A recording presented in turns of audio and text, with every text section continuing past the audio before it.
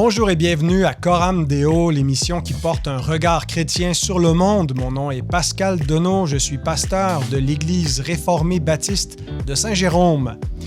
Alors, ces temps-ci, on entend beaucoup parler de laïcité et aujourd'hui, on veut se demander s'il existe une bonne laïcité ou si c'est quelque chose qui est diabolique et que les chrétiens devraient même pas pouvoir approuver de près ou de loin une telle idée que la laïcité. Et pour en parler, mon invité connaît bien le sujet. Si vous suivez un peu l'actualité dans le monde chrétien, vous avez entendu son nom.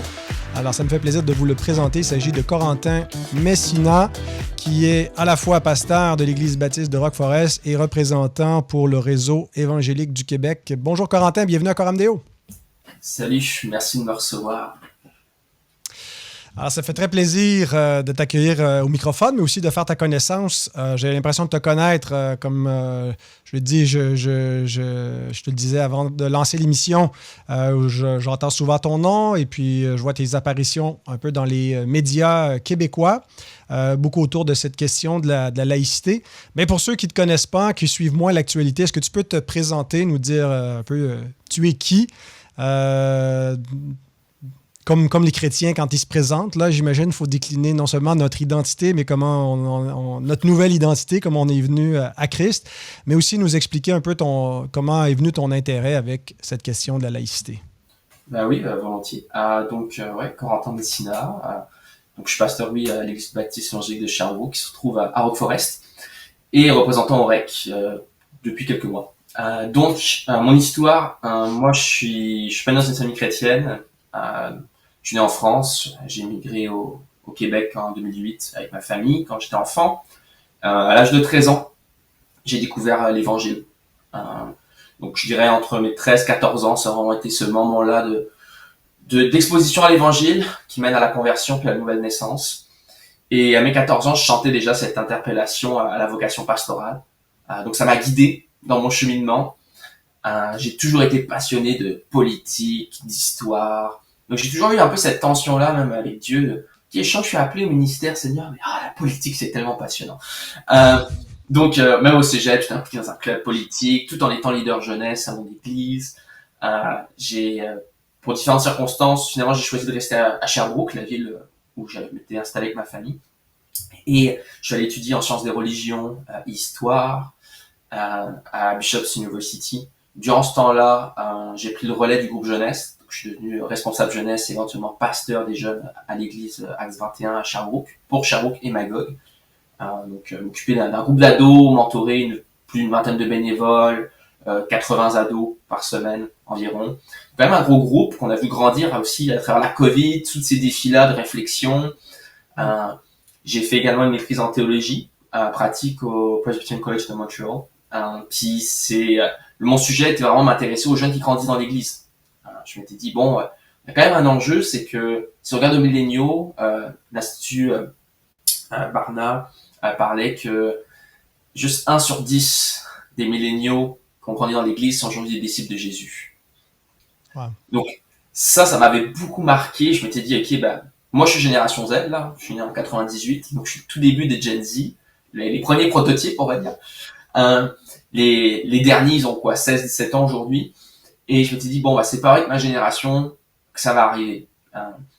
Et je vois au Québec, comme en francophonie, on parle beaucoup d'implantation d'églises, de conversion, mais on parle très peu de rétention, de comment on communique la foi à la génération qui grandit dans l'église. Donc j'ai fait une maîtrise là-dessus, dans la tradition réformée, au collège presbytérien, avec un angle sur la justice. Comment comprendre la justice de Dieu, comment la transmettre, comment penser à une action de justice à partir du triple office de Christ. Donc, on a articulé une pensée sur, si Jésus est le plus grand des prêtres, le plus grand des prophètes, le plus grand des rois, comment le chrétien qui est appelé à imiter Christ doit agir. Donc ça, c'est mon parcours en théologie. Comme j'ai dit, j'ai toujours été intéressé par la politique, et c'est ce monde-là. Puis j'ai toujours été très curieux de nature. Donc j'ai toujours eu cette tension de dire, Dieu, tu m'as donné des dons, mais j'ai pas l'impression que tu les utilises. Et j'ai vraiment fait ma paix en disant, tu sais quoi, Seigneur, si tu m'appelles juste être un pasteur dans une église locale, je vais te servir fidèlement. Et ces dons-là que j'ai, c'est toi qui es souverain, c'est toi qui sais quoi en faire. Et concours de circonstances, j'ai été exposé à un nouveau programme qui a été offert à l'Université de Sherbrooke de 1 an, d'ESS. Donc, c'est un diplôme d'études supérieures spécialisées. Pour nos amis français, ça serait un Master 1 en droit et politique appliquée de l'État.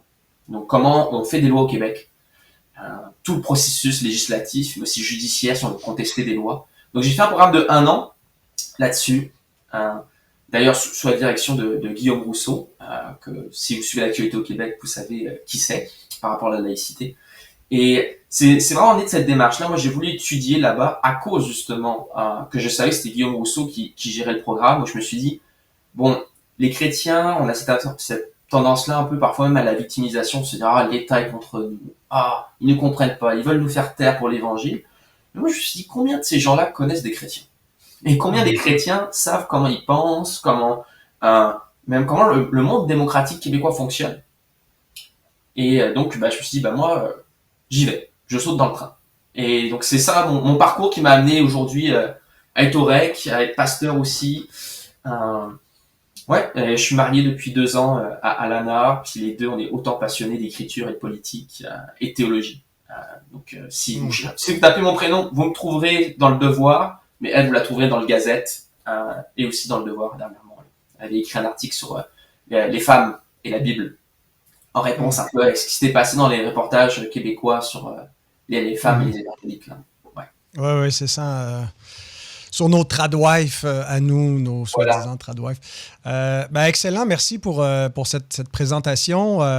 C'est intéressant tout ton champ d'intérêt et on aura l'occasion de te réinviter pour parler sur d'autres sujets, mais entre autres sur quoi tu as fait ta maîtrise, l'exode des jeunes et pour le problème de rétention des églises évangéliques. C'est un sujet intéressant aussi sur lequel j'aimerais t'entendre. Mais bon, aujourd'hui, on veut parler de laïcité. C'est le sujet de l'heure, un sujet pressant.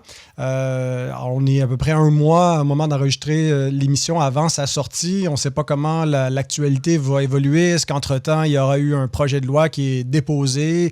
Est-ce qu'il aura été adopté en vitesse? Alors, on espère que ça sera toujours d'actualité, certainement.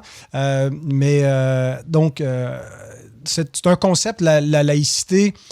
Comme chrétien, on n'est pas certain de ce qu'il faut faire avec, mais avant d'arriver dans le rapport entre la laïcité et puis la théologie, comment cette idée de laïcité s'est développée historiquement? Ça peut nous aider à comprendre là, quand on se situe là, dans le contexte historique. Et puis, bon, tu as des origines françaises. Ouais. La laïcité française versus la laïcité au Québec, c'est pas identique, bien qu'il y ait des vases communicants.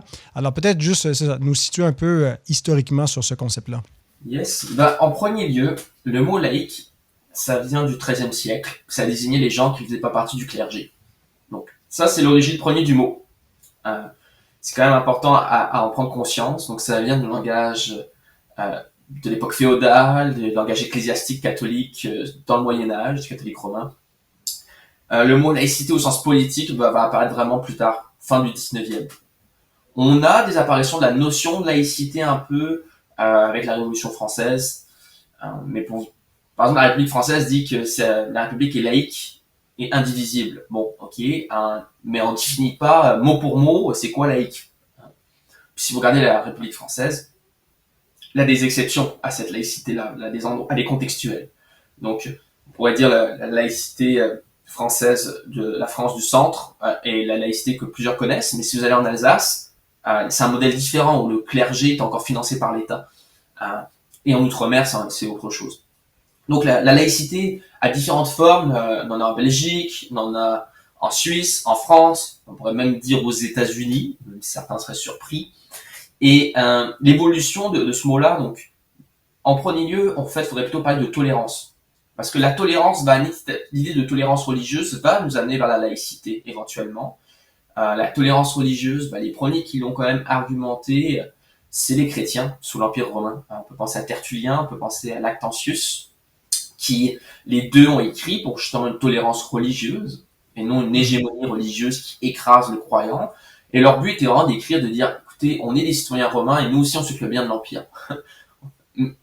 Et on pose pas de problème à l'Empire de prier à notre Dieu puis de croire en Jésus. Donc ça, c'est la démarche des premiers chrétiens.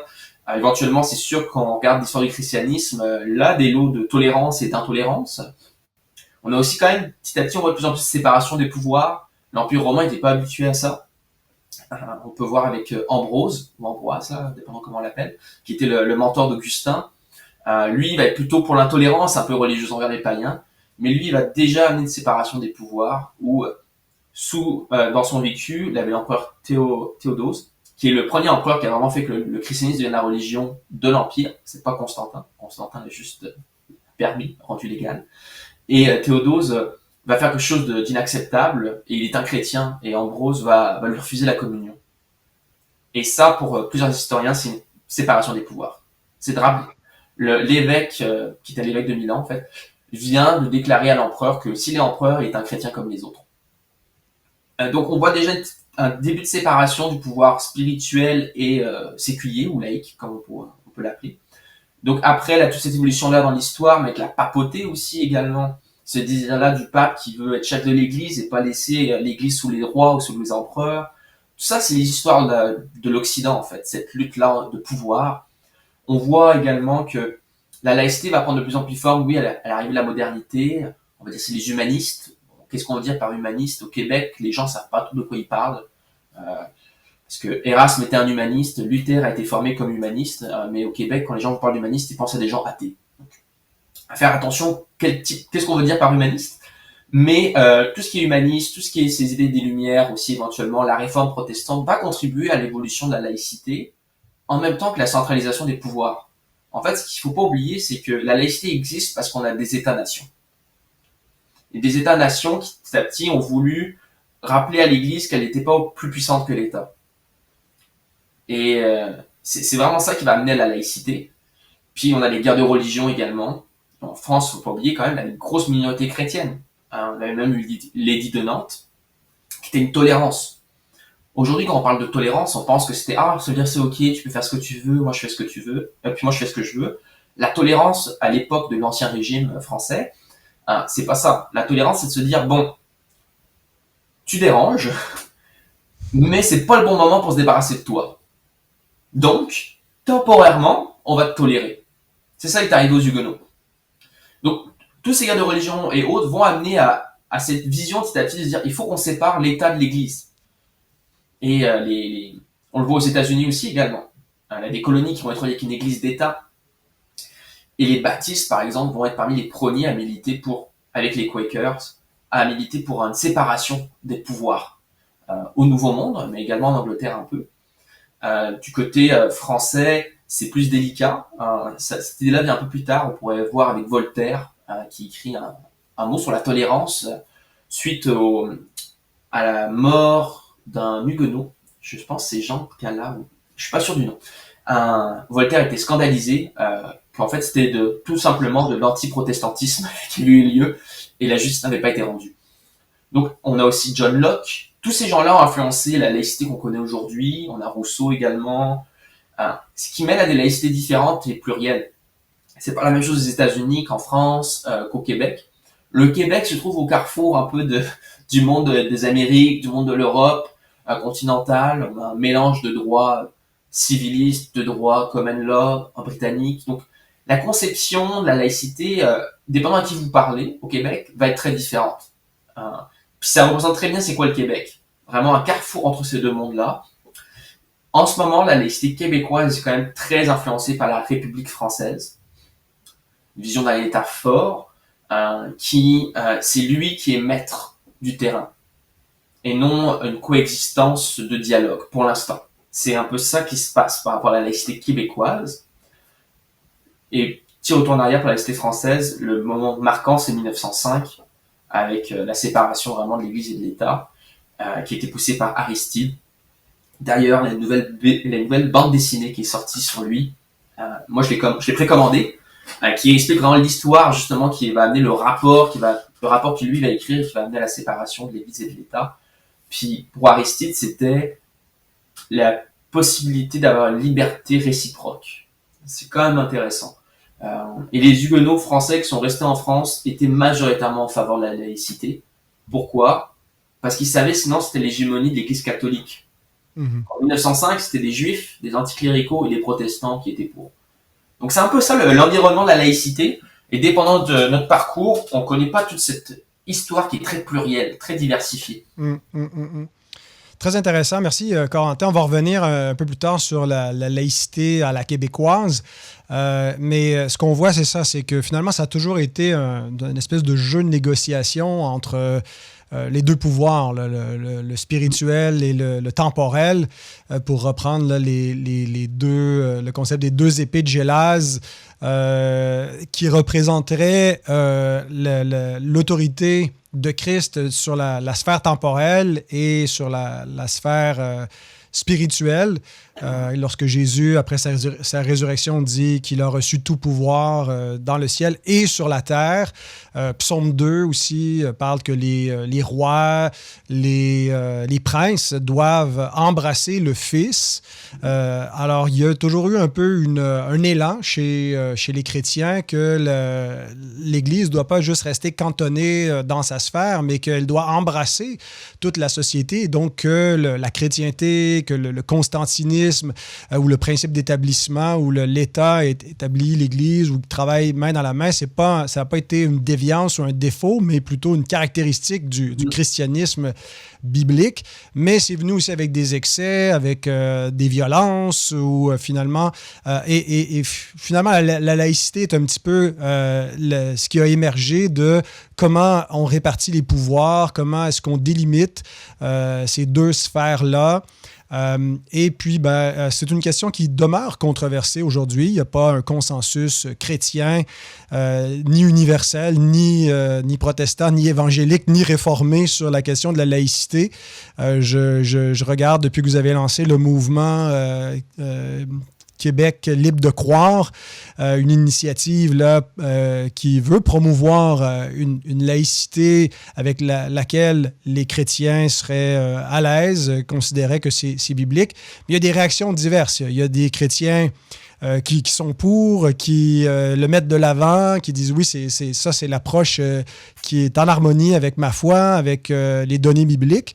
D'autres vont dire non, on n'est pas là pour promouvoir un pluralisme, non, il faut au contraire conquérir l'État, et puis que... on veut pas juste qu'on nous tolère, on veut diriger.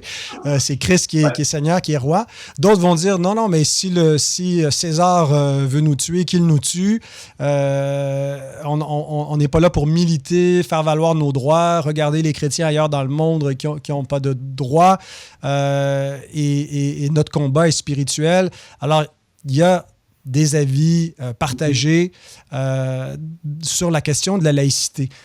Est-ce que tu peux nous aider, Corentin, à réfléchir à partir des Écritures sur est-ce qu'il y a un fondement biblique pour justifier la laïcité? Bon, laïcité, tu l'as dit, il n'y a pas une définition sur laquelle tout le monde s'entend, là, mais la définition, la conception et la laïcité que tu défends, parce que tu es un peu à la tête de ce mouvement citoyen et les efforts que tu fais un peu de représentation, mais aussi d'essayer de mobiliser la communauté évangélique pour défendre nos droits. Tu es pour une laïcité. Mais comment est-ce que tu le justifies bibliquement, cette laïcité-là?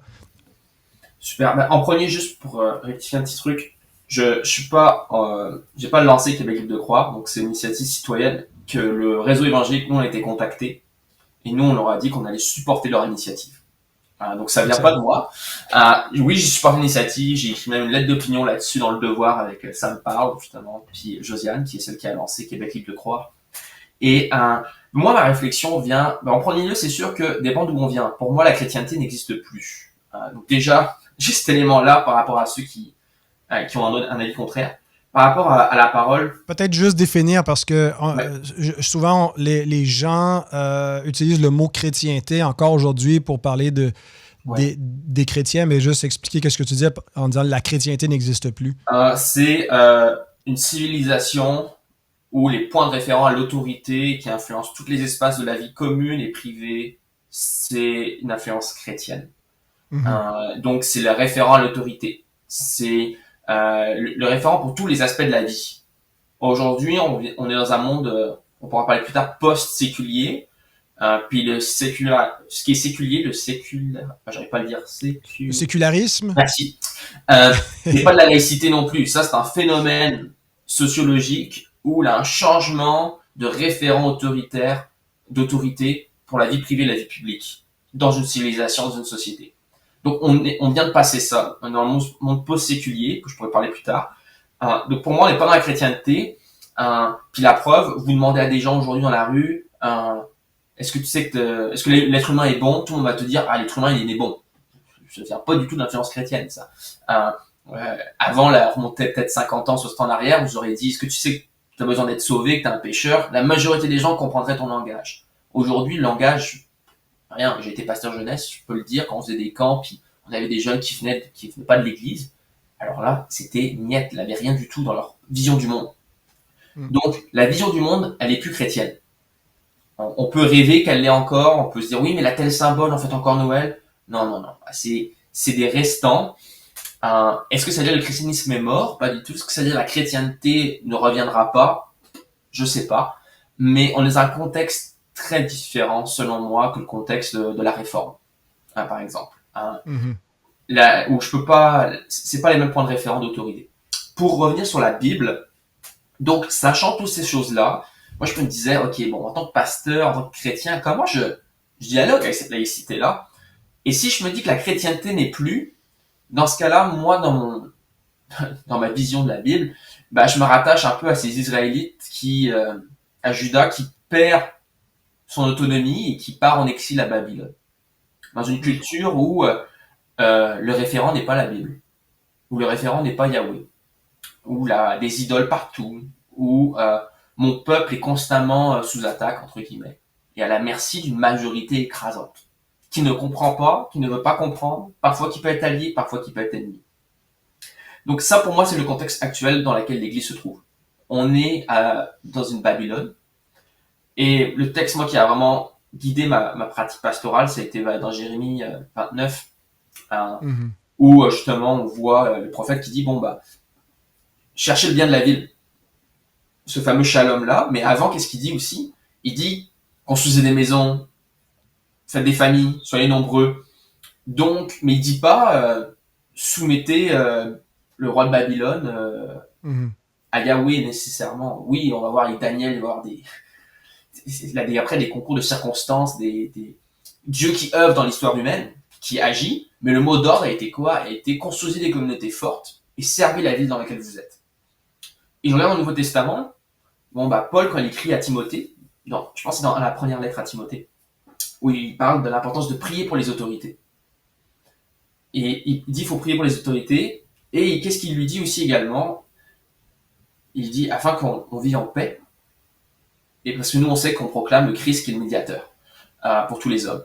Donc moi, je vois ça, je suis comme, ok, il est mieux pour l'avancement de l'évangile et des communautés chrétiennes qu'on soit dans un espace où je puisse proclamer l'évangile et qu'on soit des communautés fleurissantes. Pour moi, ça ne veut pas dire qu'on va tomber confortable, qu'on va tomber dans ce christianisme sans puissance, sans... Tu sais, parfois, en étant en Occident, on a parfois ce mythe-là on aimerait être des martyrs. Parfois, certains.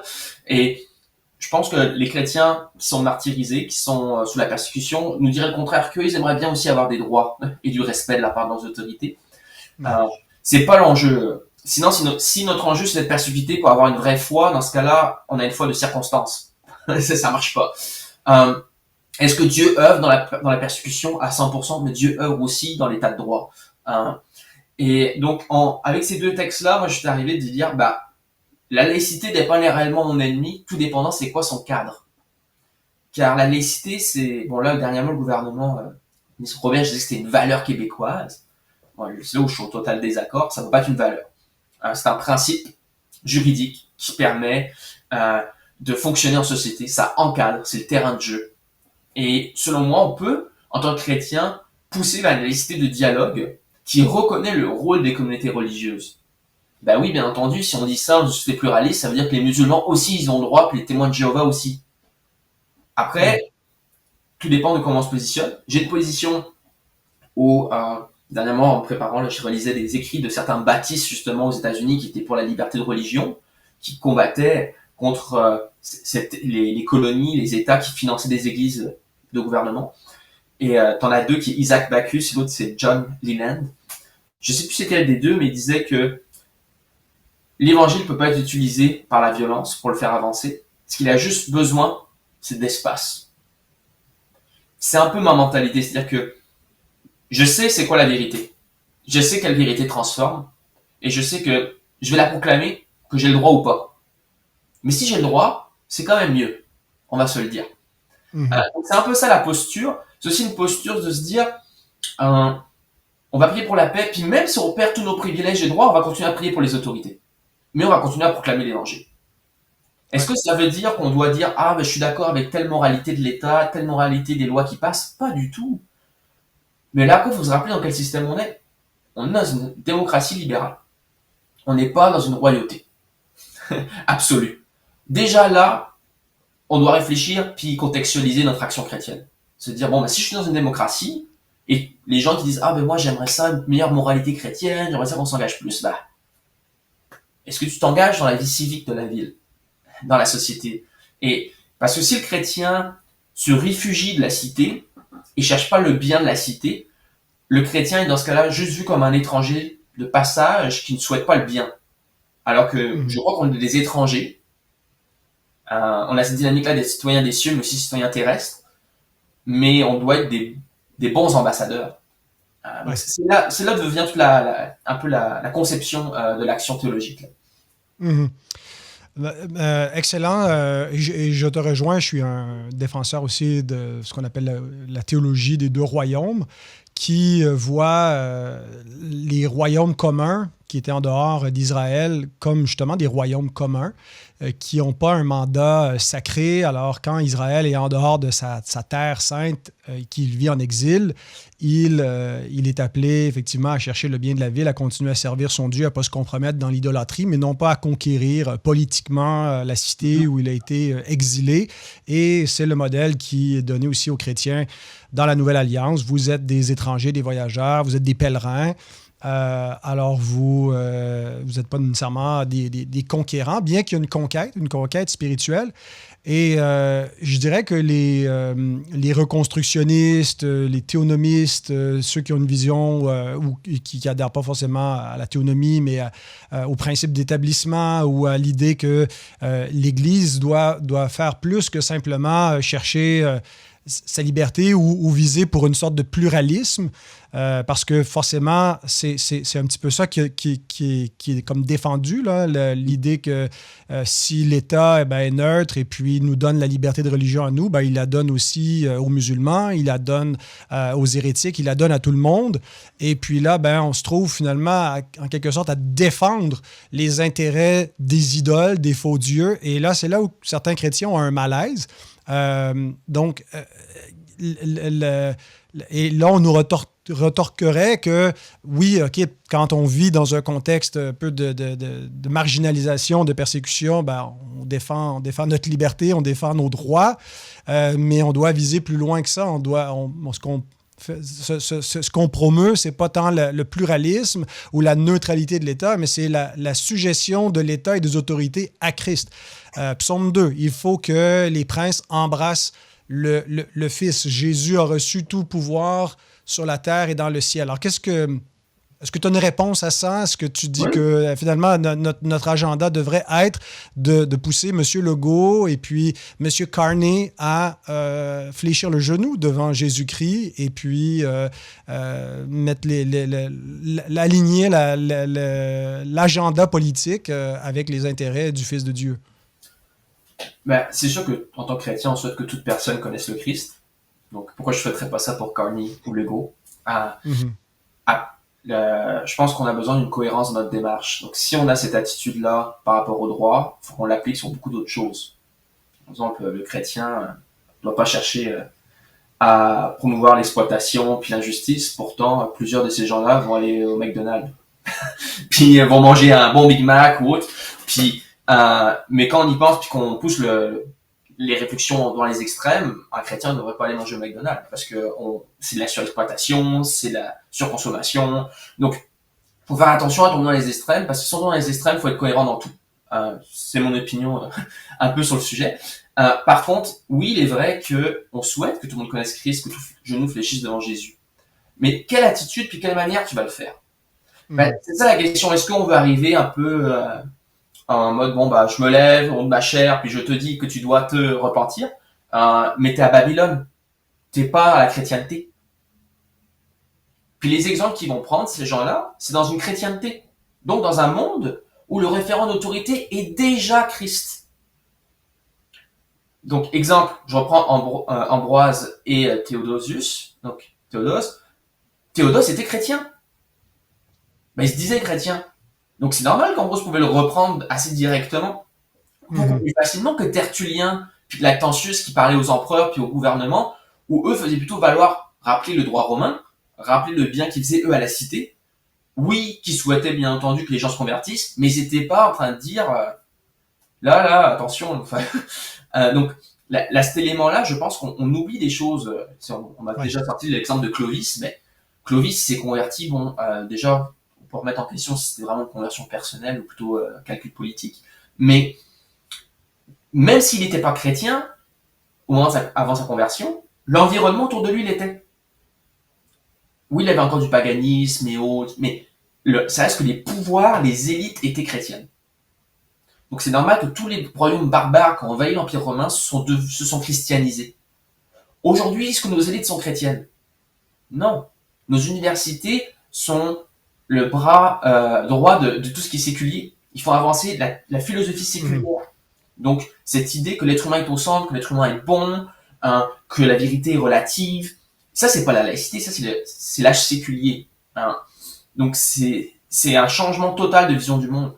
Donc faut faire attention par rapport à ça. Pour moi, pour Legault, quand il pense à chrétien, c'est qui le premier visage qui lui vient en tête? Est-ce que c'est quelqu'un de lointain ou c'est quelqu'un de proche? Et c'est là où l'action civique du chrétien est importante. Dernièrement, je suis allé, justement, Québec Île-de-Croix m'ont invité dans une église pour parler de laïcité. Puis on me posait un peu la question, c'est quoi l'attitude du chrétien? Je parlais sur ces textes-là, mais j'ai dit aussi, on est dans une démocratie. La démocratie, c'est pas juste voter à chaque 4 ans pour une élection. C'est participer à la vie dans la cité. C'est-à-dire, combien des chrétiens ont une carte membre d'un parti politique? Combien d'entre eux vont à la mairie quand les conseillers qui siègent pour écouter les périodes de questions?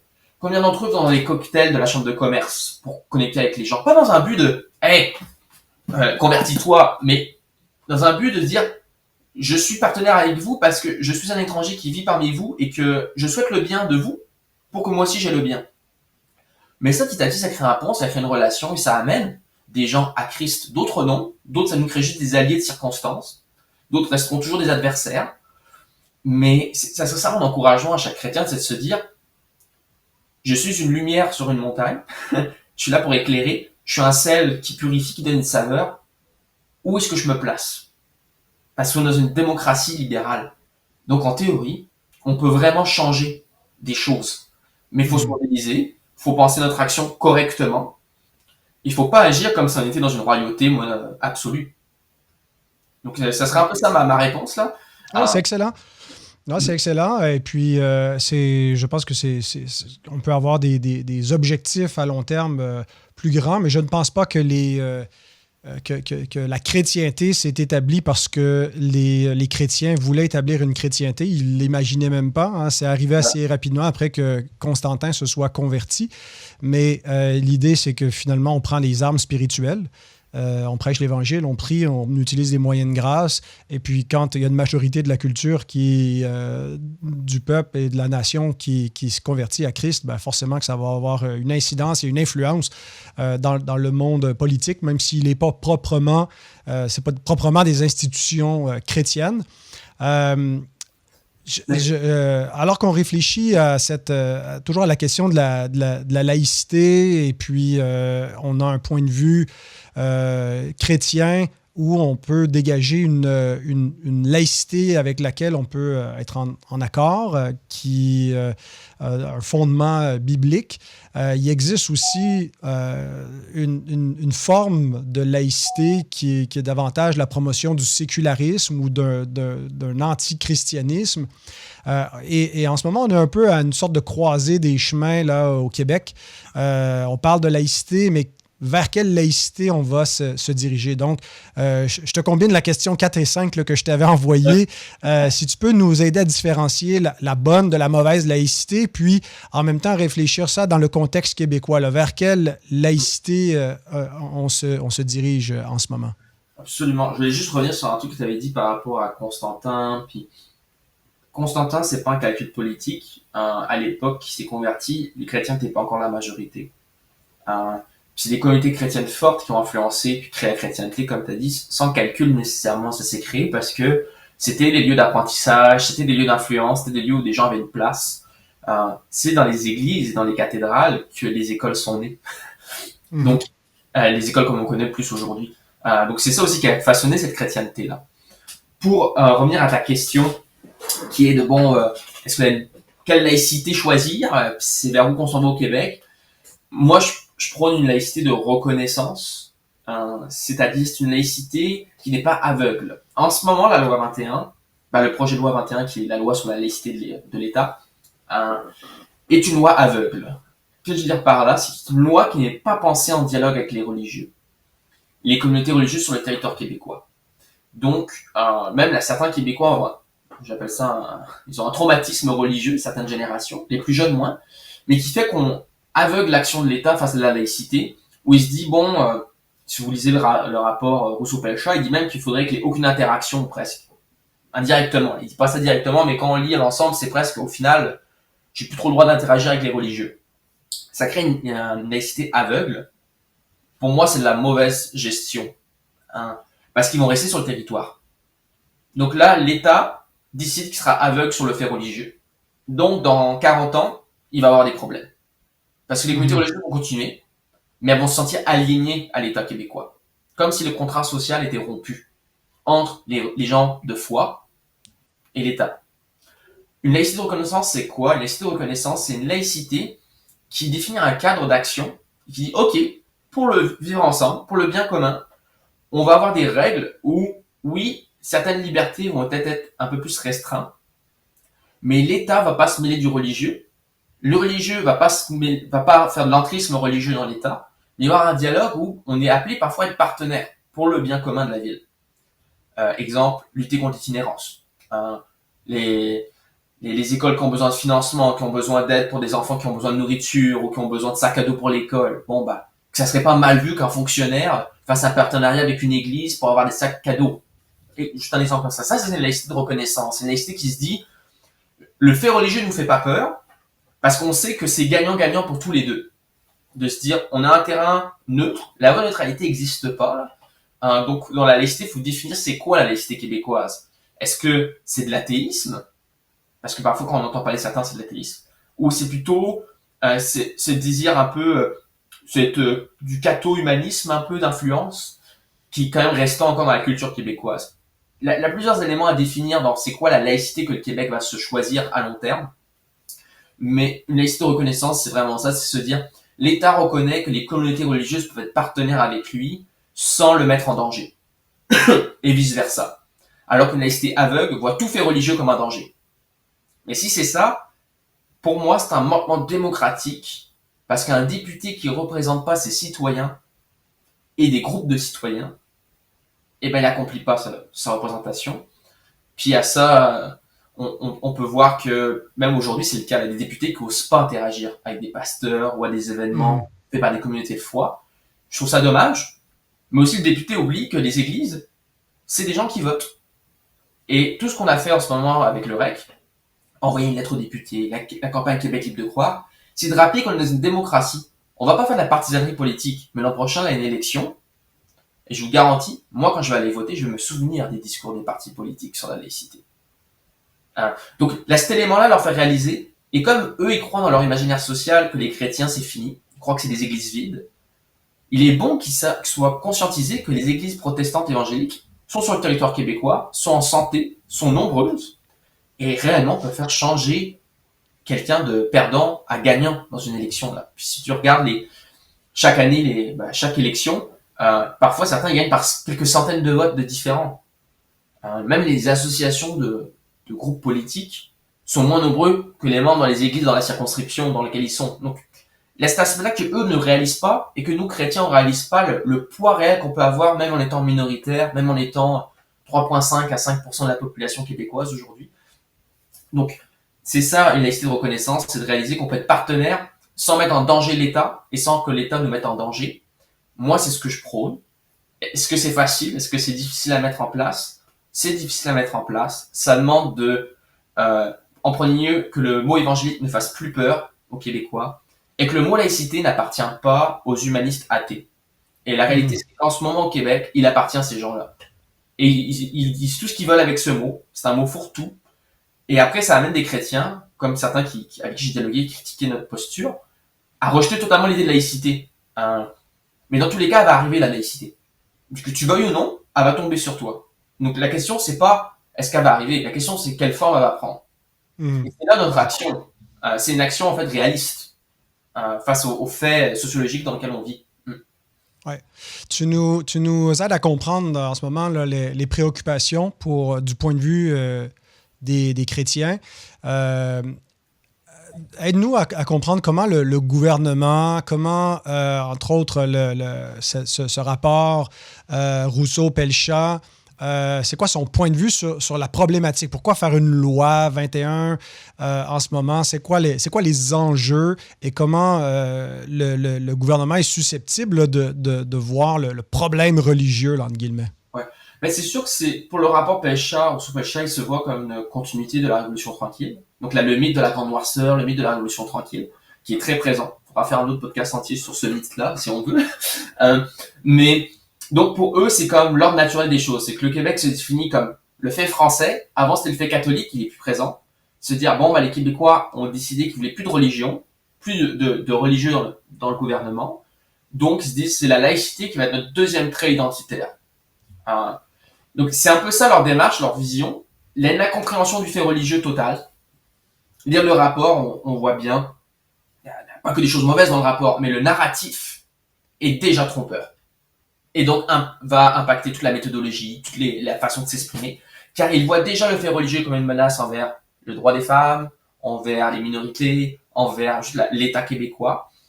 Ça, c'est quand même la vision du gouvernement, de certains fonctionnaires, de certains gens qui influencent la politique québécoise.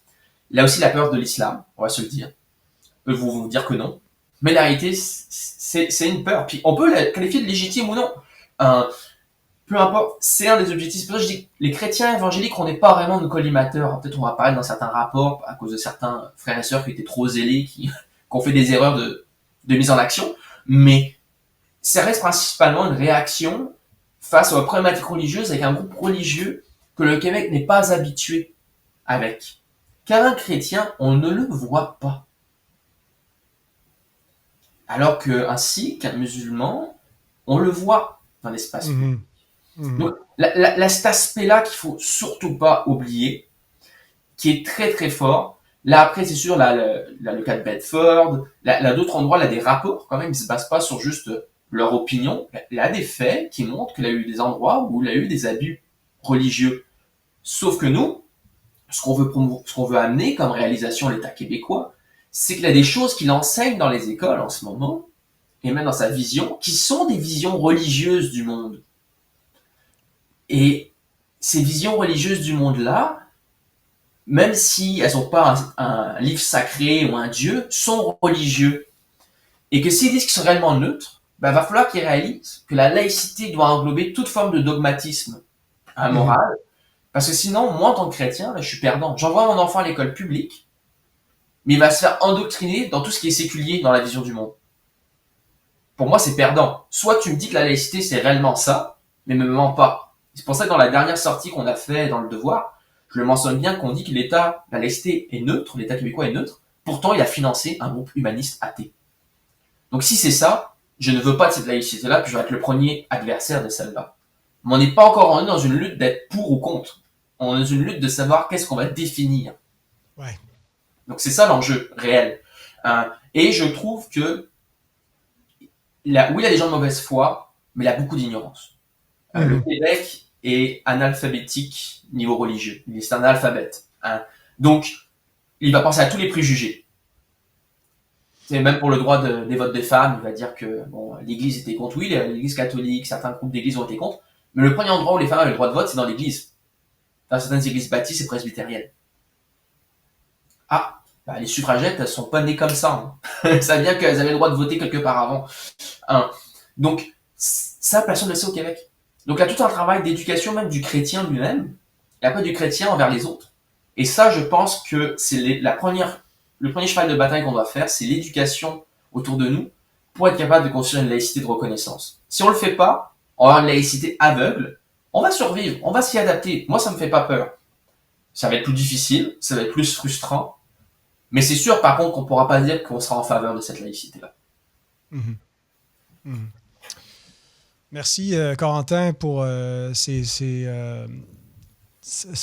éléments qui nous aident un peu à comprendre. Est-ce que tu peux nous expliquer un peu le processus là, concret vers l'adoption d'une loi, d'une éventuelle loi, le projet de loi 21? Là, comment ça fonctionne exactement? Là, dans le fond, on a l'impression qu'il faut se mobiliser. En ce moment, on est dans des campagnes sur les réseaux sociaux, on écrit à nos députés. Mais concrètement, là, qu'est-ce qui risque d'arriver? Comment ça va se produire? Et qu'est-ce qu'on peut faire encore comme croyant? Ouais. Bon, c'est pas le projet de loi 21, ça va être un autre projet de loi, il y aura un autre nom. C'est en continuité avec la 21. Il y a plusieurs étapes dans un projet de loi. D'habitude, c'est ça qui se passe. Là, un rapport, quand on veut faire un gros enjeu, là, comme il a les cités, ils ont fait un rapport. En politique, on fait un rapport, on le pose sur une table, c'est imagé, là, et on attend de voir, est-ce que les gens réagissent? Si personne réagit, bon, bah, ça veut dire que ça va être facile.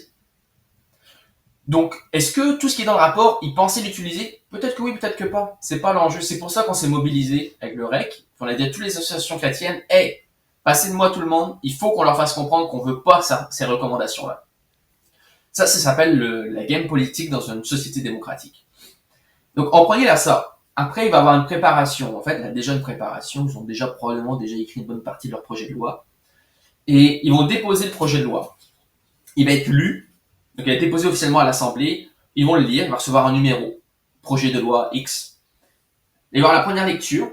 L'objectif, c'est pas de débattre à ce moment-là, c'est juste d'informer l'Assemblée, la société civile, que c'est ça le projet de loi que dépose le gouvernement.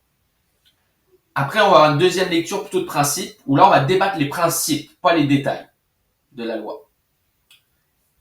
À la fin, il va y avoir un vote pour avoir un projet d'étude détaillée de la loi. Et là, c'est comme dans le milieu d'église, on fait un comité qu'on envoie travailler sur le sujet. Donc, si vous avez des super belles expériences ou d'histoires très intéressantes de comité d'église, c'est la même chose qui se passe. Et on appelle ça une commission parlementaire, où il y a des députés de chaque parti politique, proportionnels au poids du parti, qui vont se réunir ensemble, qui vont chacun choisir les gens qui vont inviter pour faire avancer des points ou retirer des points. Et c'est là où c'est important, la mobilisation.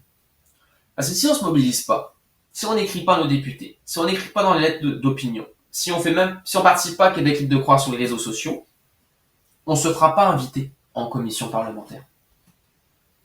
Donc ça veut dire qu'il n'y aura pas de chrétiens évangéliques consultés par les hommes et femmes politiques. Ça se peut qu'ils nous invitent quand même pas, mais au moins on va pouvoir les critiquer en tas si on n'est pas invité. Parce qu'on est quand même 3,5 à 5% de la population, comme j'ai dit, et on s'est assez fait entendre dernièrement pour faire comprendre qu'on s'attend à se faire inviter.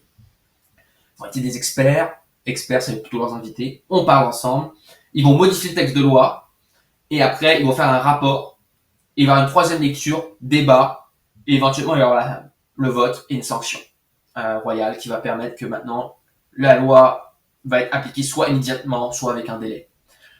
Et c'est pour ça que c'est vraiment important que chacun d'entre nous, on se mobilise à notre façon, que ce soit envoyer une lettre, écrire dans un journal local, demander à rencontrer son député, que que les CA, les conseils d'administration des églises, envoient une lettre à leurs députés. Je parlais des églises, il y en a qui avaient peur parce qu'ils louent des bâtiments.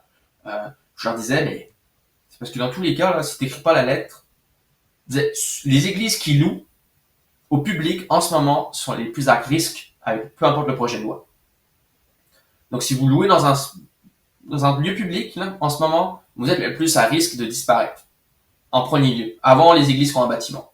Donc si vous n'avez pas encore envoyé en tant que conseil d'administration une lettre qui explique un peu en quoi vous contribuez au bien commun, en quoi vous respectez la laïcité, que le fait que vous louez un cégep ou telle école privée, vous faites pas de l'entrisme religieux dans l'école, que vous avez même une entente de non-prosélytisme, que ce soit verbal ou écrite, c'est bon, parce que ça crée du poids après, parce que le ministre les reçoit ces lettres-là. C'est amené dans le caucus. Peut-être c'est les assistants qui le lisent et autres. Mais nous, après, si on est invité en commission parlementaire, moi, je peux arriver, je veux dire, je sais que telle église a envoyé telle lettre au bureau du ministre.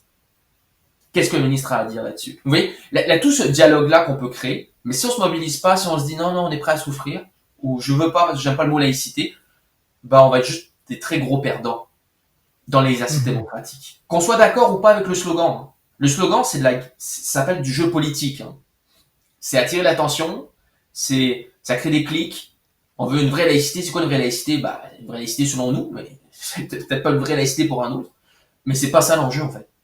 L'enjeu de mettre des gens qui ont fait Québec libre de croire, c'est quoi? C'est de l'année de l'attention médiatique et sur les réseaux sociaux pour faire comprendre aux gens, les chrétiens existent. Et d'autres gens de foi aussi. Et là, il y a des recommandations qui nous mettent en danger nos communautés, mais aussi les partenaires qu'on a. Donc, voici un peu le champ devant nous. C'est une aventure. Est-ce que le projet de loi qu'ils vont déposer va être en notre faveur ou contre nous? Je ne le sais pas. Mais ce que je me rappelle, c'est que je suis, moi, à Babylone et que je suis là pour œuvrer pour le bien de la ville, même si elle ne comprend pas et même si elle juge que je suis son ennemi.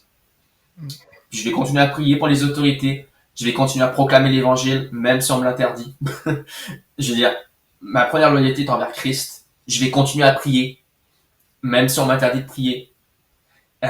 Ça, c'est vraiment pas une question chez le chrétien, en fait, cet élément-là. Mais plutôt est-ce qu'on peut éviter ces lois dommageables? Parce que si on les évite, c'est quand même mieux. Ouais. En terminant, Corentin, pourquoi est-ce que le gouvernement devrait porter intérêt à cette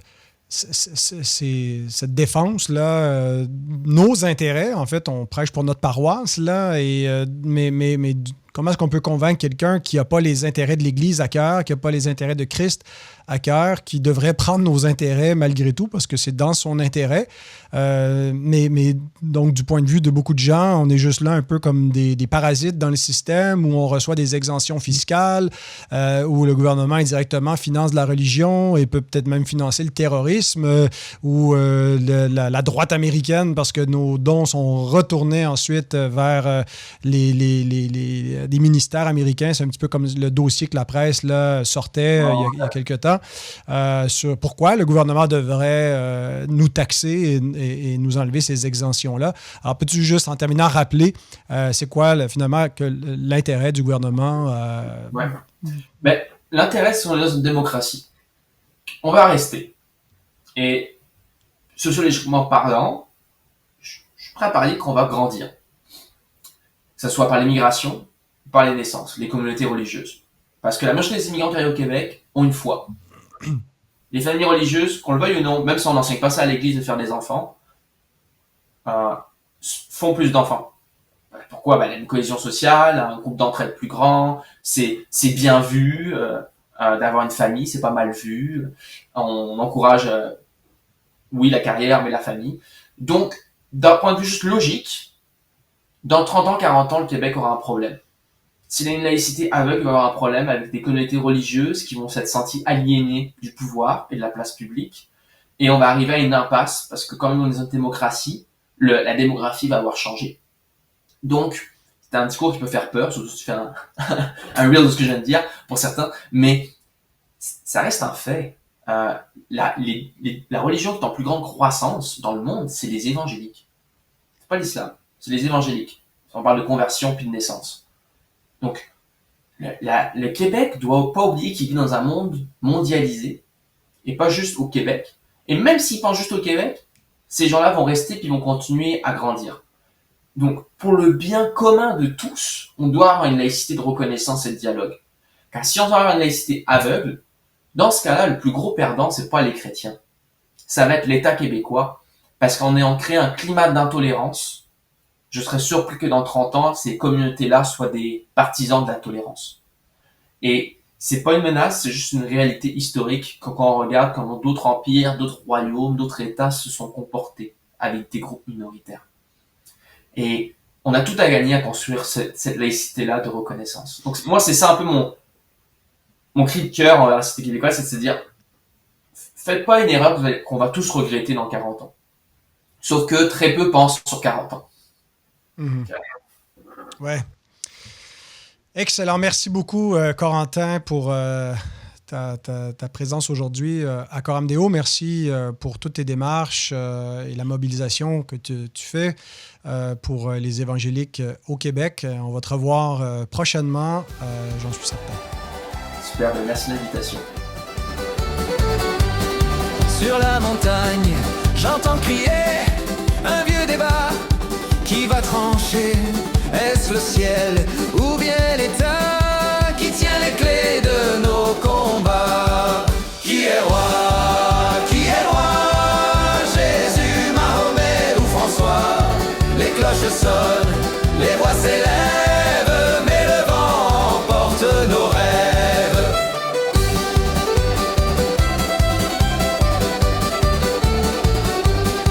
Les uns prient l'eau, les autres le feu, certains la terre, certains les cieux. Et dans la foule, on s'interroge, le pouvoir vient-il des églises ou des loges? Qui est roi? Qui est roi? Jésus, Mahomet ou François? Les cloches sonnent, les voix s'élèvent, mais le vent porte nos rêves. Je vous rappelle que Coram Deo est présenté en collaboration avec Publications chrétiennes qui vous recommande ce livre qui vient de sortir en même temps que l'émission L'Aumônerie à l'ère de la sécularisation et donc édité par Donald Rodier. Alors, ça va bien avec le thème d'aujourd'hui. On est dans un contexte séculier, un contexte de pluralisme. Autrefois, c'était l'Église qui donnait les soins de santé. Aujourd'hui, c'est l'État, mais il y a encore une dimension spirituelle. Et donc, comment est-ce qu'on peut être aumônier, être un partenaire de l'État concrètement dans les milieux de soins de santé, dans les milieux sportifs, les milieux carcéraux. Alors, j'ai eu moi-même l'occasion de travailler pendant 4 années comme aumônier. C'est très intéressant comme expérience et j'aurais aimé avoir cet ouvrage-là. Alors, c'est pas seulement pour ceux qui sont aumôniers ou qui s'intéressent à la chose, mais pour les chrétiens en général, de comprendre comment on peut justement avoir un témoignage et être un partenaire actif dans notre milieu de travail avec d'autres qui cherchent le bien commun. Alors, ça vient à peine de sortir. Vous pouvez vous le procurer. Il y a un lien dans la description. Alors, la semaine prochaine, Dieu voulant, je reçois Timothée Wenger et nous allons parler de sa récente conférence « Sexualité Made in Dieu » qui reprend le titre de l'ouvrage de Paul David Tripp. Et donc, on va parler de sexualité dans un point de vue chrétien. Est-ce que, Corentin, tu peux nous donner les coordonnées numériques où on peut te trouver, ceux qui voudraient en savoir plus sur toi, sur ton ministère pastoral ou également ton implication avec le REC? Oui, pour l'Église, c'est simple, c'est taper Église Baptiste Évangélique de Sherbrooke sur Google. Le site web est en train de se mettre à jour. Donc, le moment où on va sortir le podcast, le site web sera à jour. Et pour le réseau évangélique du Québec, c'est taper Réseau évangélique du Québec et vous allez dans l'équipe et là mon courriel, ça fera plaisir de répondre. Je prends un peu de temps à répondre d'habitude parce qu'on est quand même assez occupé, mais ça me fera plaisir de dialoguer avec certains qui se posent des questions sur la laïcité, ce droit de croire ou de ne pas croire, ce droit de critiquer la religion également et de proclamer sa foi dans l'espace. Excellent, continue le bon travail.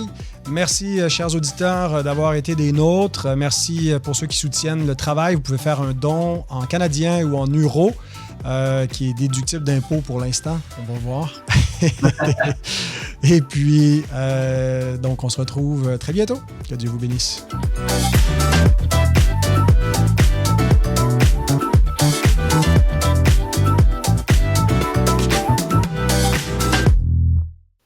Ben, enchanté.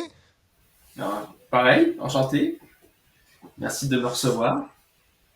Ben, avec plaisir, avec plaisir. Ça fait un petit bout là que j'entends ton nom passer. Donc, ce que je sais de toi, c'est que tu étais avec Axe 21 Sherbrooke. Tu t'es converti à une approche, comment dire, plus traditionnelle après être passé chez Mark Dever. Ça arrivait un peu avant, là, mais Mark Dever a été le coup de marteau sur le clou qui était déjà placé. OK. J'ai étudié avec les presbytériens avant, donc ça aide. Ah oui, OK, ben oui. OK. Mais c'est du travail de longue haleine. Là. Comme moi, mon objectif en tant que représentant du REC, c'est d'enlever de leur tête, quand on parle des évangéliques, l'image de Trump. En deuxième, c'est de reconquérir un peu ce mot laïcité qui est un mot fourre-tout. Donc, on peut être très contre, très pour. En fait, c'est pas il y a plusieurs définitions. Donc, c'est juste celui qui crie le plus fort ou qui l'explique le mieux de sa définition à lui qui finit par l'emporter au final. Donc, c'est là un peu mon approche aussi où je trouve que on en parlera pas là, mais je dialoguais avec des gars justement réformés là, qui eux étaient très contre l'idée de laïcité et je trouve que c'est pas comprendre l'opportunité qu'on a devant nous où c'est juste un mot qui n'est pas un mot théologique, qui n'est pas un mot. Les réformés avec qui tu parles, là, c'est les théonomistes là, sur Facebook là. Ouais. C'est ça. Oui, ben, ils sont un peu dans nos milieux aussi. J'y connais un petit peu. C'est ça. Moi, j'ai toujours des tableaux étranges là. Mais je te montrais, j'en ai un autre, mais ça tu le verras pas pour ton podcast. Là, mais...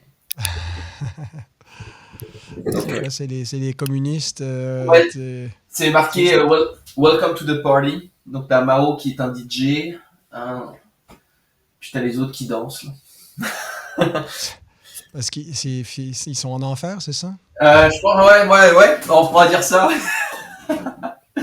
Bon, je pensais pas aller vers là à la fin là, par rapport à l'avenir québécois, mais ça risque de choquer certains qui vont écouter là. Si t'as mais d'habitude c'est plus des chrétiens qui écoutent quand même vidéo là, donc je pense pas que ça va perturber ce que je disais par rapport à la démographie là, mais moi c'est que je commence à dire en privé à certains conseillers politiques pour leur faire allumer de comme ton problème il va revenir sinon plus tard là. Donc, ouais, c'est ça. On refait une émission dans 40 ans puis on fera le point. Oui, c'est ça. Ouais. Mais ça marche. Mais merci d'avoir pensé à moi. Puis au plaisir. Ouais, avec plaisir. Écoute,